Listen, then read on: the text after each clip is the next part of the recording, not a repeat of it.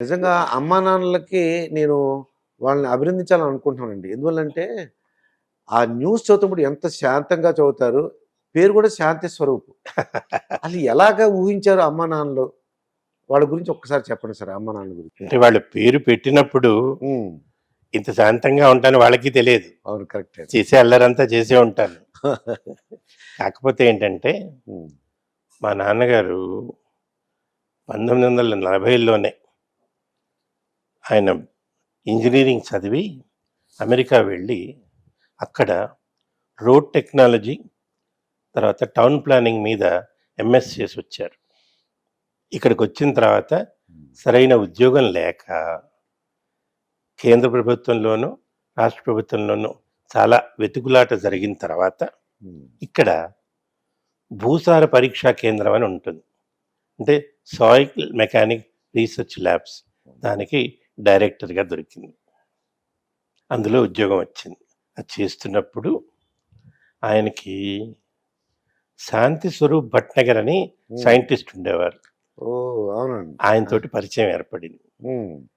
ఆయన దృక్పథం కానీ, మాట్లాడే తీరు కానీ ఈయనకి చాలా ఆసక్తిగా అనిపించి నాకు ఆయన పేరు పెట్టారు. అది శాంతి నేనేదో స్వరూప్. సైంటిస్ట్ అవుతాను అని. అవునండి. లేదా ఆయన ఇంజినీర్ కాబట్టి ఇంజినీర్ కావాలి అని. అవి అవును. 2 కాకుండా వేరేదయ్యాను. హ్మ్. అయితే చిన్నప్పటి నుంచి కూడా స్కూల్లో ఈ సాంస్కృతిక కార్యక్రమాలు కానీ, హ్మ్. వ్యాసరచన పోటీలు కానీ, వక్తృత్వం కానీ వీటి పట్ల బాగా ఆసక్తి, పాల్గొనటం, వీటిని బహుమతులు తెచ్చుకోవటం. అసలు మక్కువ ఎక్కువ అనొచ్చండి. మక్కువ ఎక్కువ, ఆ! బహుమతులు ఎక్కువే. ఆ! ప్రతి ఏడాది వచ్చేవి. హ్మ్. అవి ఎంతగా ఉండేవంటే, 10వ తరగతిలో ఈ వార్షికోత్సవం చేస్తారుగా, అవునండి. దానికి ఆ రోజు మేము ప్రదర్శించాలని నాటిక కూడా నేనే రాశాను. హ్మ్. సొంత రచన. సొంత ఓకే. రచన. మాకు సూర్యనారాయణ గారని తెలుగు టీచర్ ఉండేవారు. హ్మ్. ఆయన చెప్తే నేనే రాశాను. బాగుంది. మేమే నలుగురం వెయ్యాలి. హ్మ్. అది కూడా రిహార్సల్స్ వేస్తున్నాం. తర్వాత ఈ పోటీలు పెట్టారు. వ్యాసరచనని, వక్తృత్వం అని, తర్వాతేమో ఈ కథల పోటీలని, అవును. వీటన్నిటిలో కూడా ప్రైజులొచ్చినాయి. మా హెడ్ మాస్టర్ గారు పిలిచి, "నీకేం ప్రైజులు కావాలో నువ్వే తెచ్చుకో" అన్నారు. ఇదేదో అదే. ఏంటి అవునండి. సార్? ఆ! కాదురా, నీకు చాలా వచ్చినాయి. హ్మ్. నీకేం కావాలో తెచ్చుకో. చాలా సరే. మంచి హెడ్ మాస్టర్ గారైతే. ఆయన చాలా మంచి. హ్మ్. ఆ స్కూల్లో ఆ స్కూల్ పేరు ఆంధ్ర విద్యాలయం. ఆంధ్ర విద్యాలయ ఎడ్యుకేషన్ సొసైటీ. హ్మ్. దాని ప్రధాన కార్యాలయం దోమలగూడలో ఉంది. కాలేజీ ఉంది. హ్మ్. ఇది స్కూలు. దాంట్లో వాళ్ళ అమ్మాయి మొదటి విద్యార్థిని, హ్మ్. నేను రెండోని. ఓకే అండి. అట్లా పిలిచి అందరిని చెప్పించాను. హ్మ్. ఈయన ప్రైజులు తెచ్చుకోమన్నారు. సరే, నేను, నా స్నేహితుడు ఇద్దరం కలిసి సైకిల్ తొక్కటం అప్పుడు గొప్ప ఆనందం. అవునండి. ఇంట్లో తొక్కనిచ్చేవాళ్ళు కాదు. అవును. సైకిల్ ఎక్కి హ్మ్. ఇద్దరం చెరో సైకిల్ వేసుకుని, ఇక్కడ కోటి అని ఉందండి. అవును. అక్కడ ఈ పుస్తకాలన్నీ అమ్ముతారు. వెళ్ళి నాకు బహుమతుల కింద పుస్తకాలు తెచ్చుకున్నాను. ఏం పుస్తకాలు? హ్మ్. రామకృష్ణ పరమహంస జీవితం, వివేకానందుడి బోధనలు, హ్మ్. బుద్ధుడి సత్కథలు, అవును. జాతక కథలు, ఇలాంటివన్నీ. అంటే 10వ క్లాసులోనే అటువంటి ఆసక్తి ఉండేది. హ్మ్. అవన్నీ తీసుకొస్తున్నాను. వస్తూ ఇక్కడ అశోక్ నగర్ అని చెప్పి ప్రదేశం ఉంది. అవునండి. అక్కడ ఇప్పుడు ఐఏఎస్, ఐపీఎస్ కోచింగ్‌లకి ఆ! మంచి ఫేమస్ అండి అది. అక్కడ ఈ మూసీ కాలువ వస్తుంది. అక్కడ బ్రిడ్జ్ లేదు. కల్వర్ట్ అంటారు. ఇలా లోతుగా ఉంటుంది. ఓకే అండి. ఆ సైకిల్ మీద అటు వస్తున్నాం. హ్మ్. వేగంగా రావాలి అన్న ప్రయత్నంలో సైకిల్ జారి పడ్డాం. హ్మ్. ఆ! నేను పడ్డాను. నా హ్మ్. స్నేహితుడు పడ్డాడు. ఆ స్నేహితుడు ఎవడు? నా చిన్నప్పుడు వాడు చక్కగా పాడేవాడు. చాలా చక్కగా పాడేవాడు. శోభారాజు అని మన హ్మ్. అన్నమయ్య కీర్తనలు పాడతారు. అవునండి. శోభారాజు వాళ్ళ గారు. అన్నయ్య. ఓహ్! వాడి సొంత బ్రదర్. ఆ! ఓకే. అంటే అప్పటికి ఇంకా ఆవిడకి ఈ హ్మ్. పాటలు అవి రాలేదు, చిన్నపిల్ల. వీడు చక్కగా పాడేవాడు. హ్మ్. వాళ్ళ ఇంట్లో అందరూ పాడతారు. పడ్డాం. చేతికి తోలు ఊడిపోయింది.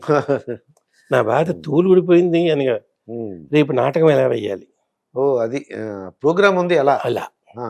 ఇంకోటి చూస్తే అమ్మ వేయనివ్వదు. ఉమ్, అందుకని ఇంటికొచ్చి ఉమ్, అమ్మకు తెలియకుండా ఉమ్, వెనకాల దొడ్లోకి వెళ్ళి పెద్ద పెరడు ఉండేది. ఆ, వెళ్ళి ఆ కుళాయి దగ్గర కడుకుతున్నాను. ఆ, అమ్మ చూసింది. కనిపెట్టేశాడు. ఆ, అమ్మ దగ్గర ఆమె వేషాలు అమ్మ గొప్పతనం అదే అండి. అమ్మది ఎప్పుడు కూడా అంతే. వాళ్ళు ఆవిడ చూసి ఏంటిదంటే ఇట్లా సరేలే అని ఎదురుగుండా ఉన్న డాక్టర్ గారిని పిలిస్తే ఆయన వచ్చి ఓ ఇంజక్షన్ ఇచ్చి కట్టుగడిచి ఉమ్. ఆయన అడిగింది, నేను రేపు వెళ్ళి నాటకం వేయొచ్చా అని అడిగాను. ఇది ఎప్పుడు తగ్గుతుందని కాకుండా రేపు నాటకం వేయచ్చా వేయకూడదా అది. ఎదగాలే అన్నాడు. సరే మర్నాడు వెళ్ళానండి. స్కూలు సాయంత్రం 6ంటికి ఫంక్షన్, ప్రైజులు ఇస్తున్నారు. ముఖ్య అతిథి ఎవరు? ఉమ్. డాక్టర్ సి నారాయణ రెడ్డి గారు. ఓ అమ్మో. ఆయన అప్పుడు చిక్కడపల్లిలోనే ఉండేవారు. ఉమ్. ఆయనకి అప్పటికి ఇంకా ఇంత పేరు రాలా. పేరు రాలేదు.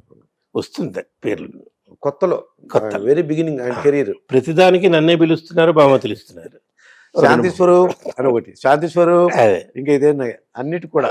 ఒకటి 3-4 అయిపోయిన తర్వాత ఆయన "ఒరేయ్, నువ్వు ఇక్కడే ఉండి అన్ని నీకే వస్తున్నాయి." సరే అవునండి, ఇంకా వెళ్ళి రావడం వద్దు, ఇక్కడ ఉండి కూర్చో, లేకపోతే ఇక్కడ నిలబడు. ఆ ప్రైజులన్నీ తీసుకుని ఇంటికి వచ్చి సంతోషం ఏంటంటే ఆ నాటకం కూడా అలాగ కట్టుకట్టించేతోటే వేశాం. ఆ, అది ఎందుకు గుర్తుండిపోయిందంటే తగిలిన దెబ్బ కానీ ఉమ్, నొప్పి కానీ గుర్తులేవు. అవును. నాటకం వేశాము. నేను రాసిన నాటకం ఆ, అది. అది ఎలా గుర్తుపోయింది. అది అంటే నేను ఎందుకు చెప్పొచ్చా అంటే ఈ పేరు పెట్టడం అన్నారు చూసారు, అవును, ఈ ఆసక్తి అక్కడి నుంచి మొదలైంది. అదండి. అవును. దాంతో భరించటం, ఉమ్, నొప్పి భరించిన మనం అనుకున్నది సాధించాలి. అవును. అలాగే చేసి ఉమ్, ఆ తర్వాత కాలేజీ ఉమ్, చదువు న్యూ సైన్స్ కాలేజీలో చదివాను. New science college. ఆ. దాని తర్వాత భవన్స్ విద్యా సంస్థ తీసుకుంది. ఆ చదువుతున్న రోజుల్లో మా స్నేహితులకు ఒక బృందం ఉండేది, 5-6. ఈ స్నేహితుల బృందం అంతా ఒక ఎత్తు, రాష్ట్రంలో ఉన్న గొడవలు ఒక ఎత్తు. సరిగ్గా అప్పుడు 69-70 తెలంగాణ ఉద్యమం ప్రారంభమైంది. జై ఆంధ్ర మూమెంట్, తెలంగాణ మూమెంట్. అవునండి, జయాంధ్ర కంటే ముందు తెలంగాణ. తెలంగాణ. దానివల్ల ప్రతిరోజు కర్ఫ్యూలు, ఎప్పుడు పోలీసులు వచ్చి కొడతారో తెలియదు, ఉమ్, ఎప్పుడు బంద్ పెడతారో తెలియదు, కాలేజీకి వస్తే ఇంటికి వెళ్ళగలమో లేదో తెలియదు. ఉమ్, మాకేమిటి, కాలేజీ పైన ఒక చిన్న రూమ్ ఉండేది, షెడ్డు. ఉమ్, దాంట్లో కూర్చునేవాళ్ళు, క్లాసులు జరిగేవి కాదు. అందరూ పోయేవాళ్ళు, పిల్లలు కొంతమంది ఈ ఉద్యమాల్లోకి వెళ్ళి తిరిగేవాళ్ళు. అవునండి, మేము ఉద్యమం వెళ్ళామంటే క్లాసులకు పోకుండా ఉద్యమం, అది. అక్కడ కూర్చుని అది బాయ్ కట్ అంటే రాయ్ కట్ చేయడం. ఆ ఎదురుగుండా ఉన్న ఇరానీ చాయ్ కేఫే నుంచి టీ తెప్పించుకొని టీ తాగి అక్కడ కూర్చుని నాటకాలు రాసాం. అక్కడ కూడా అంటే నెక్స్ట్ ఏంటి నెక్స్ట్ అది నాటకాలు రాసి ఆ టైంలో రవీంద్ర భారతిలో నాటకాలు వేసాం. నీళ్లు నిద్రలేచాయని, నీళ్లు నిద్ర లేచాయి, ఈ చావు నాది కాదని, వాటి పేర్లు అది కొద్దిగా వెరైటీగా ఉన్నాయండి. ఆలోచన అలా ఉండే. అది వాటికి మళ్ళీ ఈయన నారాయణ రెడ్డి గారు ఒకదానికి ముఖ్య అతిథిగా వచ్చాడు. ఈ పేరు చూసి పేరు బాగుంది, దీని అర్థం ఏంటన్నాడు ఆయన. నీళ్ళు నిద్ర లేచాయంటే అంత కవే మిమ్మల్ని అడిగాడంటే రియల్లీ గ్రేట్. చెప్పాను, స్టేజ్ మీదే చెప్పాను, సార్ నీటి ప్రవాహాన్ని మనం ఆపటానికి ప్రయత్నించి రాళ్ళు అడ్డు పెడితే అది ఆగిపోదు, ఇలా తప్పించుకుపోతుంది. అది పోకుండా ఇంకా ఎక్కువగా పెట్టామనుకోండి, తనకున్న బలాన్నంతా కూడా తీసుకుని ఒకసారి రాళ్ళని కొట్టేస్తుంది. ఆ తర్వాత అడ్డు అదుపు లేకుండా అలా ప్రవహిస్తుంది, ఒకేసారి ప్రవాహం వెళ్ళిపోతుంది. అంటే గంగ శివుడి జటాజూటం నుంచి వచ్చినట్టు. ఓకే, అలాగే మన సమాజంలో ఎవరినైనా నువ్వు పైకి రావద్దు అని అణగదొక్కితే వాడు ఊరుకోడు, సహనంతో కొంచెంసేపు సహిస్తాడు, తర్వాత తొక్కేస్తాడు. అది ఈ మానవ సమాజం మనకి నేర్పించింది, మనమే నేర్చుకోము.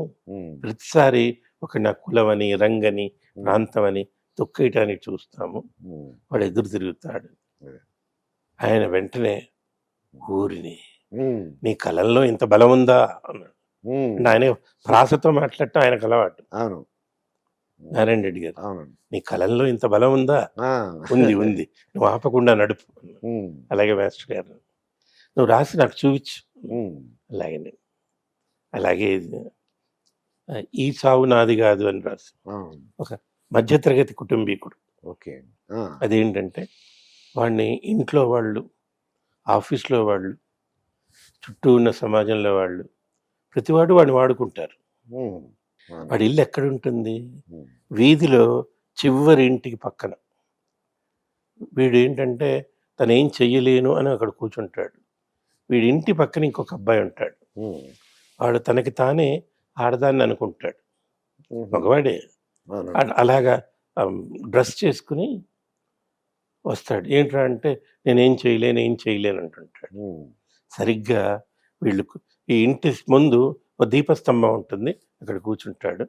వాళ్ళకి ఎదురుగుండా గోడ మీద ఒక నాటక ప్రదర్శన పోస్టర్ అతికిచ్చి ఉంటుంది. ఉమ్, గోడపత్రిక అంటాం. అవునండి. అదేంటి అంటే అది వాల్ పోస్టర్. Wall post. అదేంటి అంటే రానున్న రోజుల గురించి, ఉమ్, కొత్త దారి దాని పేరు. ఉమ్, అదేంటంటే తనని రేప్ చేసి ఉమ్, చంపేయాలని ప్రయత్నిస్తున్న ఒకడిని ఆ అమ్మాయి కొడవలి పట్టుకుని నరికేస్తుంది. ఓకే. నరికేసి అదే బొమ్మ, అది. నువ్వు భయపడొద్దు, ఉమ్, అలా ఎదురు తిరిగి నరకటమే నీకు కొత్త దారి, ఉమ్, ఈ సమాజం కూడా అంతే, నువ్వు మగాడివే, ఆడదానివి కాదు, లొంగద్దు, ఓకే.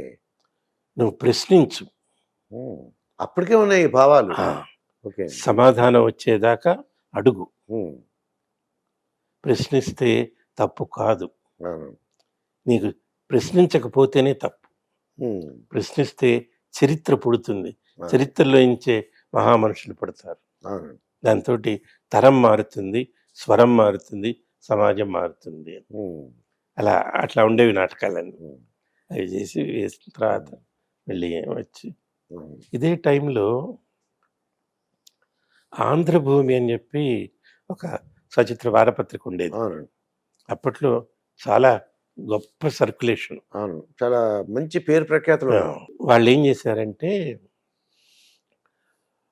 ఒక పోటీ నిర్వహించారు. ఉమ్, బాంబినో అని చెప్పి ఒకటి ఉండేది. అవునండి. సేమియా ఏదో తయారు చేసేవారు. అవును. వాళ్ళు తయారు చేసిన వంటకాలకి ఉమ్, బహుమతులు ఇస్తాము, మీరు రాసి పంపించండి అని చాలామంది పంపించారు మహిళలు. దాంట్లో ఏది ఫస్టో సెకండో ఎంపిక చేయటం కోసం నా శ్రీమతిని పిలిచారు. ఉమ్, నా శ్రీమతి కూడా నాతో పాటు దూరదర్శన్లో పనిచేసేది. ఓకే అండి. దూరదర్శన్లో పనిచేయటం కాదు, అంతకుముందు ఆకాశవాణికి కూడా వచ్చేది ఆవిడ. ఓకే అండి. మమ్మల్ని పిలిచారు, ఉమ్, మేము వెళ్ళాం. ఆ బహుమతులు ఏదో తను వెతికింది, చెప్పారు. ఆ రోజు మధ్యాహ్నం వాళ్ళే భోజనం అది పెట్టించారు. ఉమ్, ఆ పెట్టిస్తూ కనకాంబరరాజు అని చెప్పి ఆయన ఉన్నాడు. అవును. ఆయన అడిగాడు, బంధం కనకరాజు అంటే. సి కనకాంబరరాజు, మీరు అన్నది కనకలింగేశ్వరరావు, ఓకే అండి. బందా కనకలింగేశ్వర, ఈయనేమో. ఈయన కనకాంబరరాజు. ఓకే అండి. ఈయన, సార్ నేను మీ నాటకాలు చూశాను రవీంద్ర భారతిలో, మీరు ఏదైనా మాకు రాయకూడదా